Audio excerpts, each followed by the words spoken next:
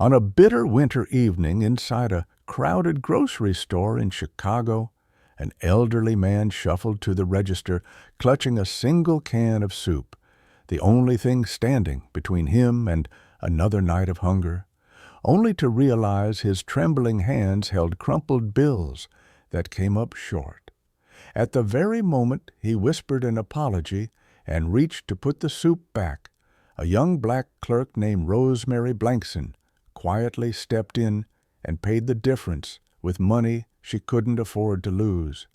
But neither of them had any idea that this one small act of mercy would set off a firestorm, because within 24 hours, a billionaire would storm through that same store demanding answers, and what he discovered would force him to face the ugliest truth of his life.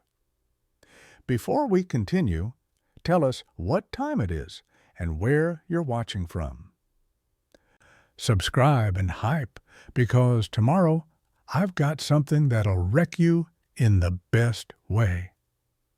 The first real cold snap of December had settled over the South Side, turning breath to fog and making every step outside feel like punishment. Rosemary Blankson had learned to measure her life in hours, not days. Each shift at Save More Grocery stretched 8 hours long, but the pay barely covered 6 hours of actual living. $11 an hour meant choices that shouldn't have been choices: heat or groceries, bus fare or medicine, dignity or survival. She'd been working checkout 3 for 7 months now, long enough to know every regular customer by their shopping patterns, and long enough to understand that her yellow uniform made her both visible and invisible at the same time. People looked right through her unless the register was acting up or they needed someone to blame for expired coupons. The pressure came from everywhere at once. Her manager, Marcus, watched the clock like a hawk, docking 15 minutes of pay if she clocked in even 2 minutes late. Corporate sent down quotas, scan speed, credit card sign-ups, friendly greetings per hour that turned human interaction into a performance review. The line never stopped, and the customers never stopped needing things faster, cheaper, with more patience than she had left to give. Her feet ached by hour 3. Her smile became a mask by hour 5. By closing time, she was running on fumes and the faint hope that tomorrow might somehow be different. But there was one thing that could crack through her exhaustion every single time.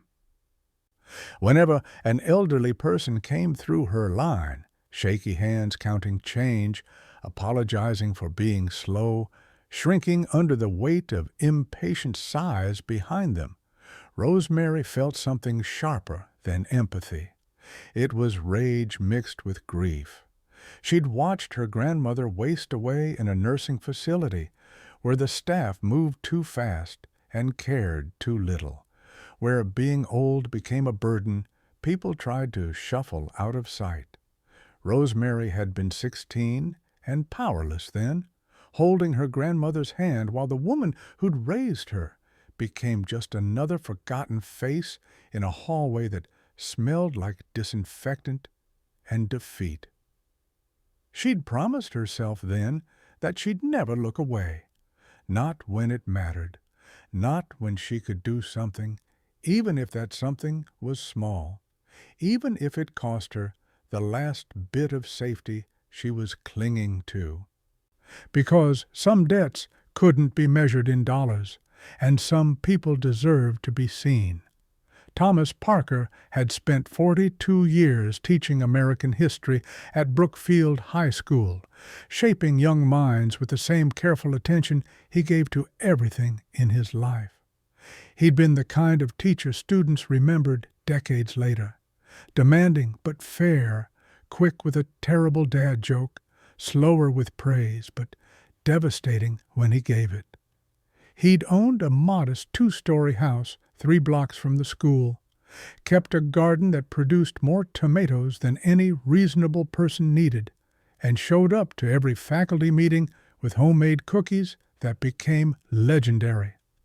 People respected Thomas Parker. They knew his name. They asked his opinion. He mattered. That version of his life felt like it belonged to someone else now. The slide had been gradual, then sudden. Retirement came with a pension that seemed reasonable until inflation made it laughable. The house needed repairs he couldn't afford, then a roof he definitely couldn't afford. Then property taxes that climbed while his fixed income stayed frozen. He'd sold the house to avoid foreclosure, moved into a smaller apartment, then a smaller one after that. Each move stripped away another piece of the life he'd built. First the garden, then the space for his books, then the dignity of having neighbors who didn't deal drugs in the stairwell. His pension covered rent and utilities with about $200 left over each month for everything else. Food became a math problem with no good solutions, and through it all, he never called Brandon. Pride was a poison that tasted like self-respect. Thomas knew his son had money, serious money, the kind that built empires and bought politicians and made problems disappear with a phone call. Brandon Parker's face showed up in business journals and charity galas, always in expensive suits, always surrounded by people who wanted something from him. They'd spoken maybe 6 times in the last decade, brief and cordial conversations that revealed nothing and promised less. The gap between them had grown so wide that Thomas couldn't see a bridge anymore, just an abyss filled with old arguments, missed birthdays, and the slow accumulation of chosen distance. Brandon had his life. Thomas refused to become a problem that needed solving, a charity case wearing his son's last name. He'd rather go hungry than hear that particular tone in Brandon's voice, the one that said, "I'll write a check, but never, 'I'll come home.'" So Thomas counted his coins carefully, skipped meals when the math didn't work, and told himself that pride was the last thing poverty couldn't steal. He was wrong about that, too. Thomas approached checkout 3 with a can of soup clutched in both hands like it might try to escape. Chicken noodle, the store brand, the one that cost $1.49 instead of $2.75. He'd done the math 3 times on the walk over, counting the bills and coins in his pocket, making sure he had enough plus a few cents buffer for tax, $1.62 total. Enough. He'd be fine, except the register said $1.74. The numbers glowed on the screen, final and unforgiving, while Thomas's hands went through his pockets again with increasing desperation. A crumpled $5 bill worn soft as tissue. 3 quarters, a dime, 2 pennies. He counted it twice, fingers shaking now, coming up with the same impossible answer. 12 cents short. 12 goddamn cents standing between him and eating something warm tonight. "I'm sorry," he said, and the words came out thick with shame that made his throat want to close. "I thought I had enough. I'll put it back." The line behind him shifted with that particular restless energy that felt like judgment made audible. Someone sighed. Someone else checked their phone with aggressive impatience. "Sir, it's okay." The young woman behind the register, Rosemary, her name tag said, was already reaching into her pocket, moving with the kind of quiet efficiency that suggested she'd made this decision before he'd even finished speaking. She pulled out a handful of change, counted out exact coins, and fed them into her register drawer. "You're all set." Thomas stared at her, then at the can of soup she was bagging, then back at her face. "You didn't have to." "I know." She handed him the bag, and her smile was small but real, the kind that reached tired eyes. "But you needed soup, and now you have soup. Stay warm out there, okay?" The gratitude hit him like a fist to the chest, not because of the 12 cents, though God knows those 12 cents mattered, but because she'd done it without making him beg, without making it a spectacle, without turning his hunger into a moral lesson for the people watching. She'd seen him when everyone else was looking through him, and she'd decided he was worth something more than pity. "Thank you," Thomas managed, and meant it with every broken piece of himself. He walked toward the door, clutching that plastic bag like salvation, unaware that behind him something had shifted in the store's atmosphere, unaware that someone 3 customers back had recorded the whole thing, unaware that small kindnesses sometimes detonate in ways no one can predict. The woman 3 people back in line had watched the whole thing unfold through her phone screen, recording almost on instinct, the way people document everything now, turning life into content before they've even decided why. Her name was Michelle Torres, and she'd opened her camera app intending to complain about the slow-moving line on her Instagram story. Instead, she'd captured something that made her throat tighten. When her turn came, Michelle looked at Rosemary and said, "Whatever the person behind me is buying, I've got it." Her voice carried just loud enough that the man behind her heard, blinked, then turned to the college student after him. "You know what? Same. I'll cover yours too." It moved through the line like electricity finding ground. An elderly woman paid for the young mother with 2 kids. A construction worker in paint-stained jeans covered the bill for a teenager buying ramen and energy drinks. For maybe 10 minutes, checkout 3 became something other than a transaction. It became proof that the world could still surprise itself into being decent. Rosemary rang up each purchase with growing disbelief, watching strangers choose generosity like it was contagious, like one small act had given everyone permission to be better than they'd planned. Michelle posted the video before she even got to her car. The caption was simple. "This cashier just paid for a hungry man's soup with her own money and started something beautiful." Sound on. The footage was shaky, vertical, imperfect. Rosemary's quiet exchange with Thomas barely audible over store music, but the authenticity was undeniable. You could see his trembling hands. You could see her reach into her own pocket without hesitation. You could see the shame transform into something that looked like hope. The video had 40 views by the time Rosemary's shift ended, 400 by the time she got home to her cramped studio apartment. By midnight, it had cracked 10,000, picked up by a local mom blog, then a feel-good news aggregator. Then the algorithm that decides what millions of people see when they're scrolling before bed. Comments flooded in, people tagging friends, sharing their own stories about grocery store humiliation, praising Rosemary, asking how they could help. By sunrise, the clip had gone fully viral, and buried in the comment section, 3 words that would change everything. "That's my father." Rosemary's shift the next evening started the same way they all did. Punch in 2 minutes early, tie her hair back, paste on the smile that didn't quite reach her eyes anymore. But the store felt different.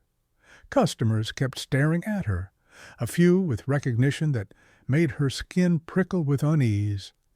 One woman approached to say she'd seen the video and that Rosemary was an inspiration, which only confused her until Marcus pulled her aside during her break and showed her the phone screen.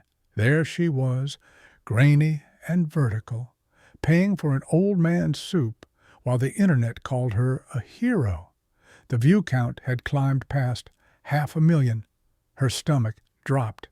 She'd done nothing extraordinary, just 12 cents, just basic human decency. And now strangers were dissecting it like she'd cured cancer. The attention felt wrong, invasive, like someone had filmed her in the shower and called it art. She was still rattled when she clocked out at 9, stepping into December air cold enough to burn her lungs.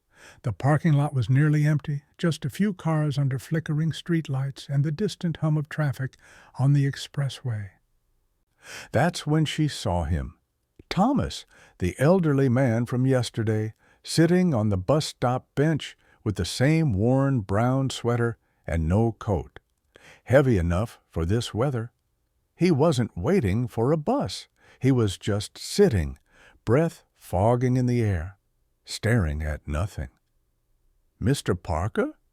She'd learned his name from the receipt copy still in her register. He looked up, startled, and something like embarrassment flickered across his weathered face. Rosemary. I didn't mean to. I was just resting. But it was 9 o'clock and 15 degrees, and the bench was metal and crusted with ice. How long have you been out here? Not long.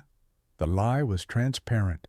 His lips had gone grayish at the edges.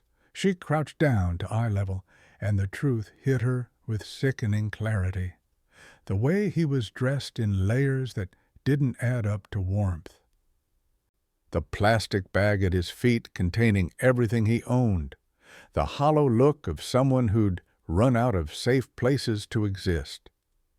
You don't have anywhere to go tonight, do you? Thomas's jaw worked silently, pride and desperation at war behind his eyes. Finally he shook his head, barely a movement, but enough. Rosemary's studio apartment was barely big enough for one person, let alone two, but she unlocked the door and gestured Thomas inside before her better judgment could intervene. The space was clean but cramped. A futon that doubled as her bed, a kitchenette with 2 burners, a bathroom the size of a closet.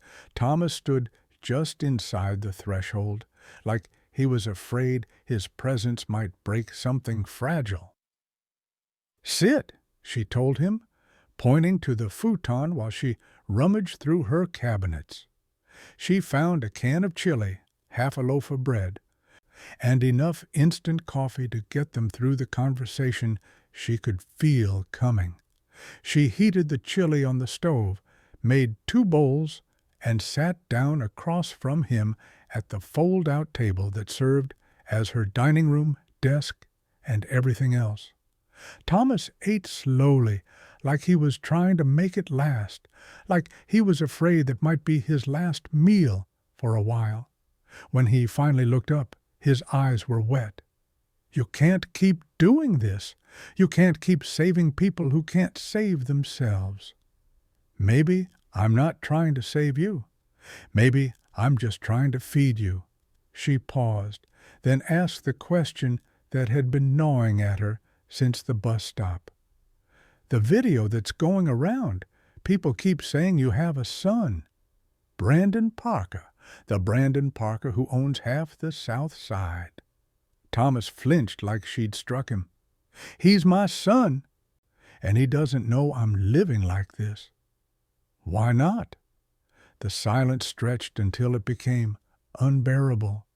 Then Thomas started talking, and once he started, he couldn't stop. He told her about Brandon's childhood after his mother died, how Thomas had worked double shifts to keep them afloat, how Brandon had been brilliant and driven and desperate to escape the life Thomas had built. He told her about the scholarships, the Ivy League degree, the ruthless climb up the corporate ladder. And then he told her about the fight. 5 years ago, I got sick.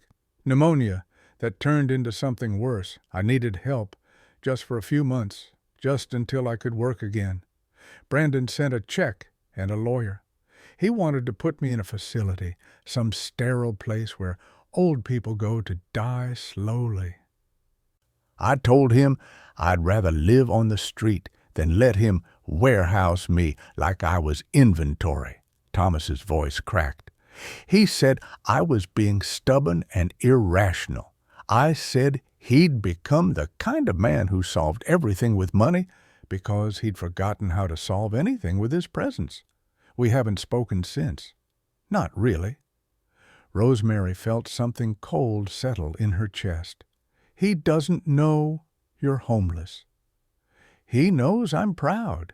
He doesn't know pride doesn't keep you warm. Thomas looked at her with eyes that had seen too much.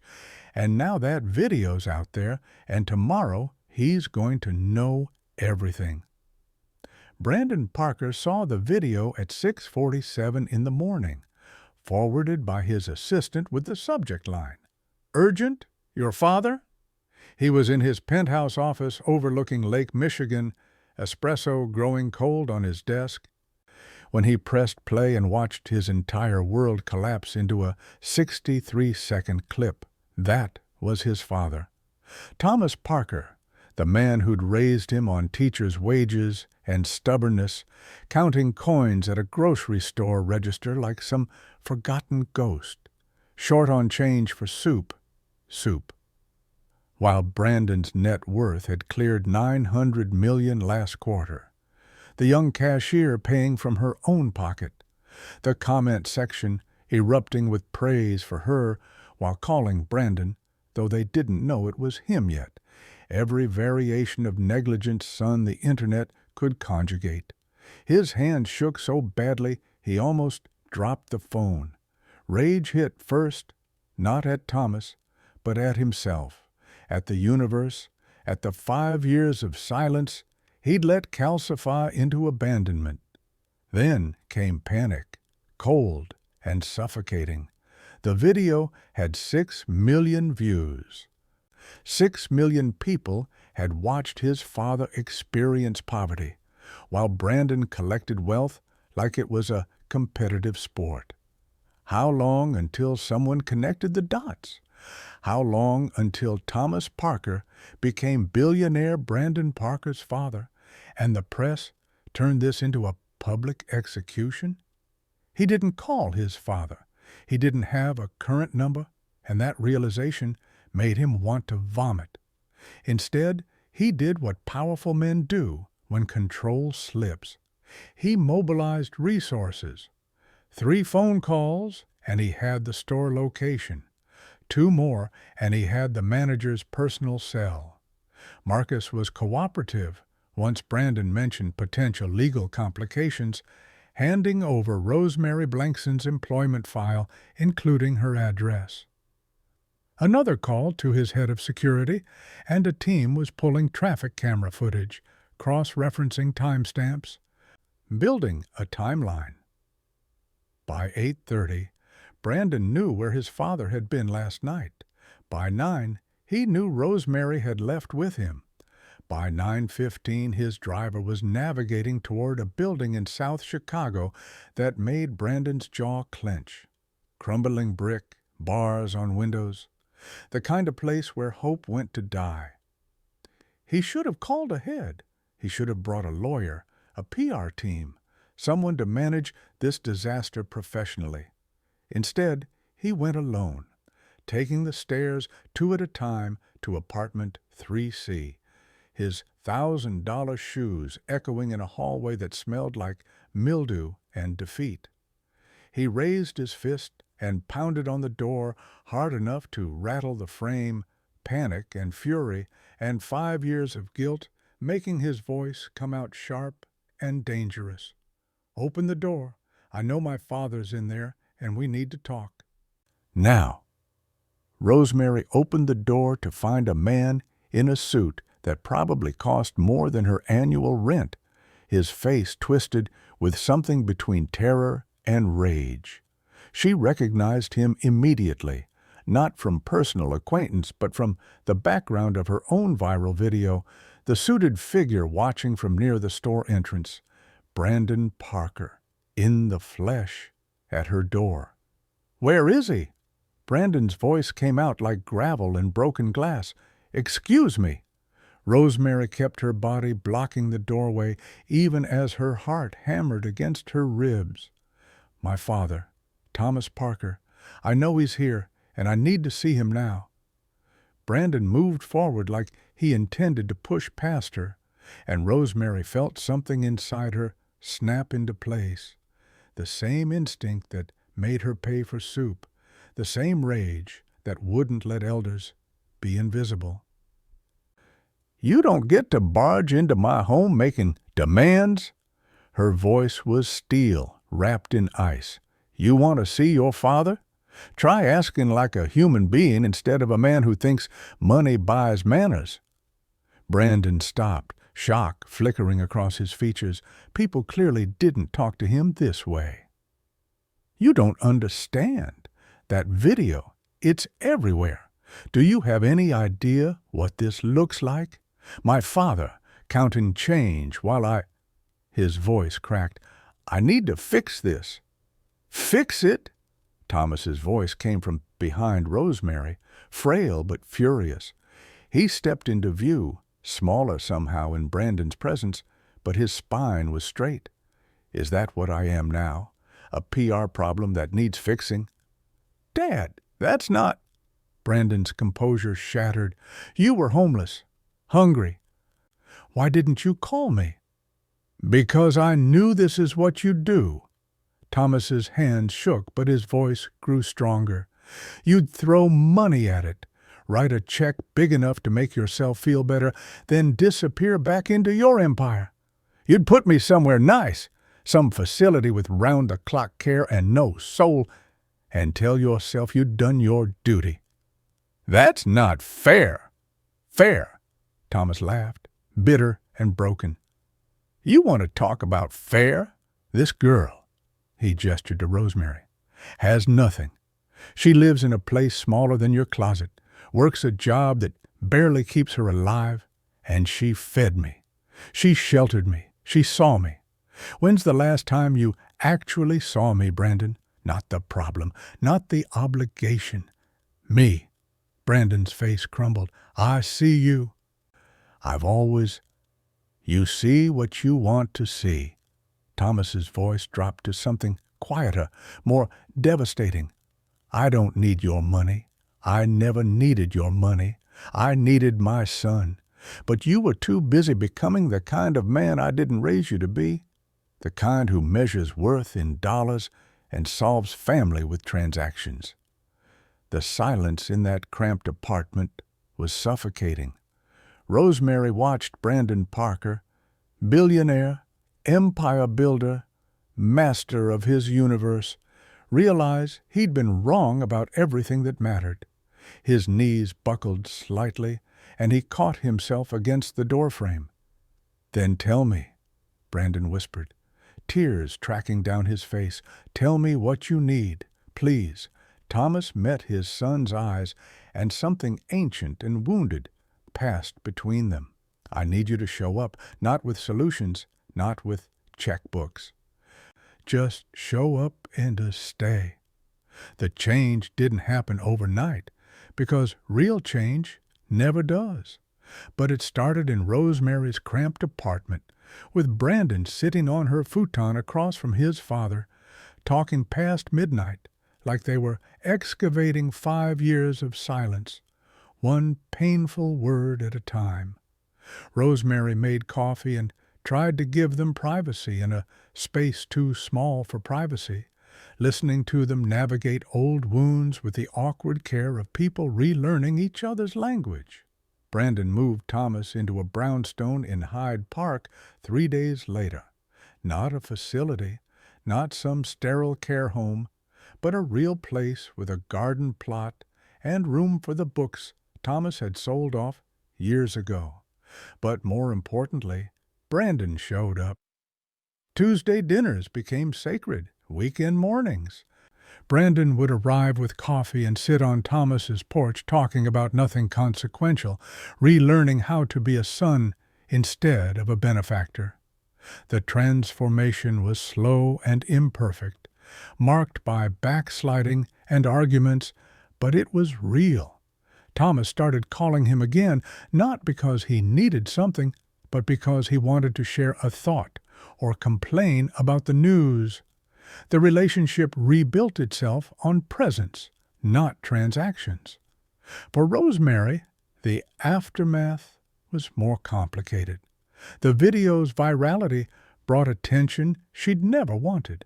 News interviews she declined, strangers calling her a hero for doing what any decent person should do. But Brandon's gratitude came with weight she didn't know how to carry. He showed up at her apartment again 2 weeks later, this time invited, with an offer that terrified her. "Let me invest in your future, not as charity, as repayment for the dignity you gave my father when I'd failed him completely. Full tuition for nursing school, which she'd abandoned years ago when her grandmother got sick. A scholarship fund in her name. A decent apartment without mold in the walls." Rosemary's first instinct was to refuse. She'd spent so long defining herself by what she could give despite having nothing that accepting felt like surrendering a piece of her identity. But Thomas, who joined Brandon that evening, saw the war happening behind her eyes. "Pride kept me on the street," Thomas said quietly. "Don't let it keep you in a place that's killing you slowly. Accepting help isn't weakness, it's wisdom. But accepting it means setting boundaries so you don't lose yourself in everyone else's needs." So Rosemary said yes, but on her terms. She'd accept the education funding and housing assistance, but she'd volunteer at the community center Brandon was now funding, teaching financial literacy to seniors, making sure others didn't fall through the cracks Thomas had fallen through. She'd help, but she'd also let herself be helped. The balance was delicate and daily. 6 months later, Rosemary started nursing classes. Thomas tended his garden and had dinner with his son twice a week. Brandon learned that some things couldn't be solved with money, only mended with time and presence. And a grocery store security camera clip that had gone viral became something more than content. It became proof that small kindnesses could detonate into transformation, and that being seen sometimes matters more than being saved.